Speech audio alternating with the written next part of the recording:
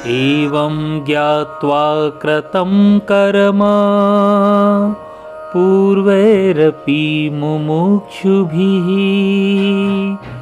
कुरु कर्मैव तस्मात् त्वं पूर्वः पूर्वतरं कृतम्।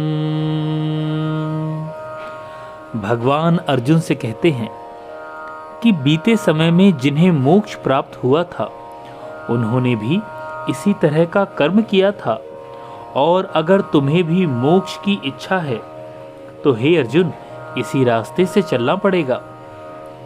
कृष्ण पूर्वजों के तरीकों को समझाते हुए अर्जुन से कह रहे हैं कि वो पहला व्यक्ति नहीं है जो इस रास्ते पर चलेगा। पहले भी अनेक लोगों ने निष्काम कर्म को समझकर ईश्वर को यानी मोक्ष को प्राप्त किया है। इसी तरह अर्जुन को भी इसी बने बनाए मार्ग को समझकर इस पर चलना चाहिए।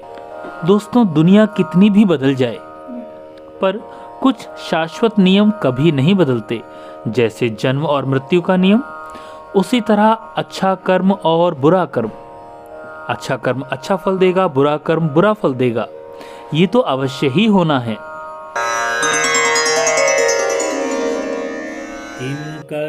किम कर्मेति कवयोप्यत्र मोहिताः तत्ते कर्म प्रवक्ष्यामि यज्ञात्वा मोक्ष्यसे अशुभात्।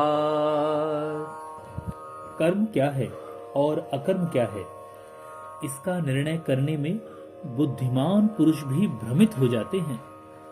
इसीलिए हे अर्जुन, उस कर्म तत्व को मैं तुझे भली भांति समझाकर कहूंगा, जिसे जानकर तू अशुभ से यानी कर्मों के बंधन से मुक्त हो जाएगा।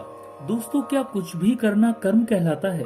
हर समय इस शब्द का प्रयोग होता ही रहता है, परंतु कृष्ण कर्म अकर्म का भेद खोलेंगे और समझाएंगे कि कैसे इसे समझकर आप अपने मन को कर्म योग में लगा सकते हैं और जीवन में आगे बढ़ सकते हैं।